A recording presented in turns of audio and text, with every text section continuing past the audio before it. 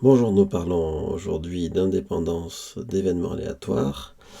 Donc si vous êtes en spécialité maths au lycée, voilà, vous aurez besoin de ça.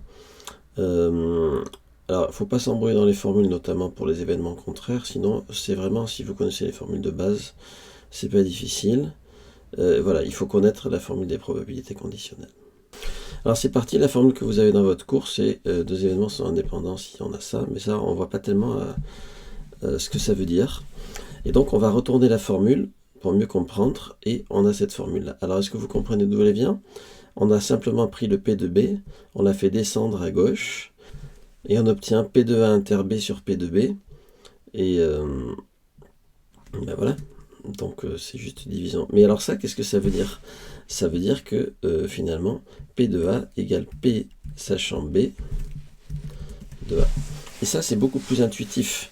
Parce que ça signifie que la probabilité de l'événement A ne dépend pas que B ait été réalisé ou pas. Quelle est la probabilité que je fasse 6 au dé sachant qu'il pleut? Ben, c'est la même chose que la probabilité qu'il fasse 6 au dé, que je fasse 6 au dé tout court. Parce que la pluie n'influe pas sur le roulement du dé. Et c'est facile à comprendre dans ce cas que le résultat du dé et la météo sont indépendants. Alors que c'est vrai qu'avec cette formule-là, on le voit moins bien. Alors, pour les événements contraires, il faut bien comprendre ça. Donc ça, c'est un exercice, en fait. Et c'est vrai qu'au niveau terminal spémat, vous devez être en mesure de savoir démontrer toutes ces choses-là. Alors ça va de A jusqu'à P. P, c'est la 16e lettre de l'alphabet. Donc vous avez 16 résultats qui sont tous équivalents et qui veulent dire que A et B sont indépendants. Donc déjà, dire que A et B sont indépendants, c'est dire que A et B bar sont indépendants. Donc ça, c'est facile à démontrer avec la formule des probabilités totales et des événements contraires. Donc de même, après, en intervertissant A et B, vous avez tout ça. Bon. Ça, ben, c'est ce qu'on a dit en introduction. Et donc, si on intervertit B et A, ben, on a évidemment le même résultat, puisque A et B jouent un rôle symétrique. Et puis si on remplace A par A bar, ben, on a le même résultat, puisqu'on a dit que A et B indépendants, c'est pareil que dire A et B bar indépendants. Alors, ce qui est intéressant dans tout ça, c'est que dans un arbre, vous voyez, P de B sachant A, il est sur 7 branches dans un arbre. Et donc, dire que les événements sont indépendants, c'est dire que cette valeur-là et cette valeur-là sont les mêmes. Parce que vous voyez, dans un arbre, alors je vais prendre par exemple cette formule-là. Voilà. Donc indépendant, ça veut dire que ces trois nombres sont égaux finalement. Hein. P de B, P de B sachant A bar, P de B sachant A, ça veut dire qu'ils sont égaux. Bon. Alors en fait, dans un arbre, P de B sachant A et P de B sachant A bar, ils sont visibles sur le même arbre. Par contre, P de B, on ne le voit pas sur l'arbre. Quand on vous demande dans un énoncé de P de B, vous appliquez la formule des probabilités totales, vous faites ça, plus ça, mais on ne le voit pas sur l'arbre. Par conséquent, il est pertinent d'utiliser cette relation-là si vous savez qu'ils sont indépendants des événements. Et bien dans ce cas, vous savez immédiatement que ces deux nombres sont égaux. Du coup, par événement contraire, les deux rouges sont égaux, et après c'est très facile à calculer. Si vous avez un arbre, on vous demande s'ils sont égaux, ben, il suffit de voir que ces deux-là sont égaux, et hop, les événements sont indépendants. Voilà, donc c'est facile de voir l'indépendance sur un arbre. Ensuite, sur un tableau. Alors, sur un tableau, imaginez qu'on vous dit P de A égale 0,4, donc P de A bar égale 0,6. Et puis on vous dit P de B égale 0,2, donc P de B bar égale 0,8.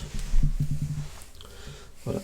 Alors, dans ce cas, pour un tableau, c'est bien de prendre la première formule, je la remontre. Celle-ci, P de A inter B égale P de A fois P de B. Et dans ce cas, s'ils sont indépendants, eh bien, vous allez voir ce qu'on va faire. On va faire deux tableaux. Un tableau d'indépendance, un tableau de non-indépendance. Alors, si A et B sont indépendants, ça veut dire que P de A inter B, c'est P de A fois P de B. Donc, on va faire 0,4 fois 0,2.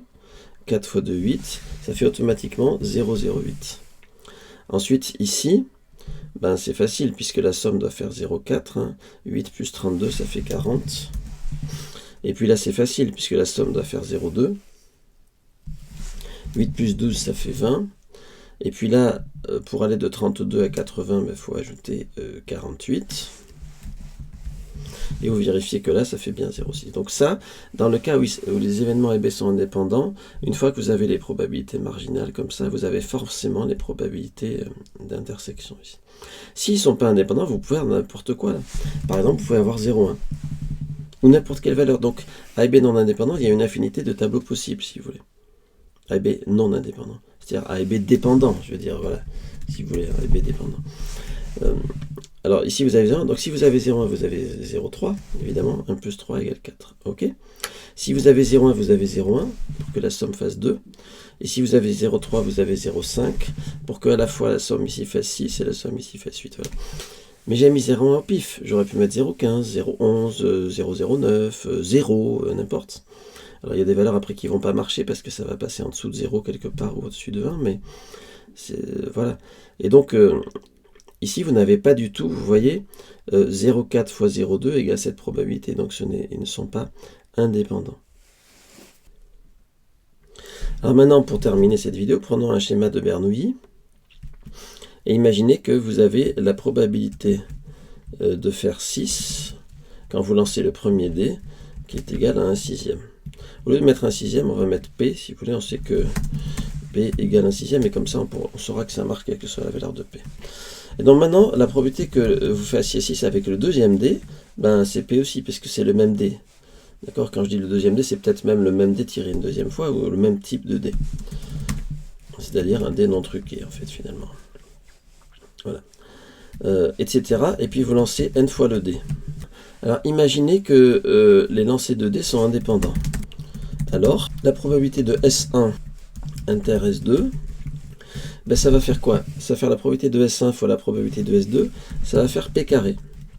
Et maintenant, si vous faites la probabilité d'avoir n fois le 6, ben, ça va faire P puissance n. Mais si vous faites la probabilité, par exemple, d'avoir le 6 la première fois, pas la deuxième fois, la troisième fois, et pas la quatrième fois, et la cinquième fois. Voilà, en admettant que n soit égal à 5, par exemple, et ben, ça va faire P de S1 inter P de S2 bar, etc. Donc vous avez finalement P au cube fois 1 moins P au carré. Donc, quand vous êtes dans un schéma de Bernoulli, eh bien, vous utilisez à fond l'indépendance. Parce que si les lancers n'étaient pas indépendants, ça ne marcherait plus du tout, ça.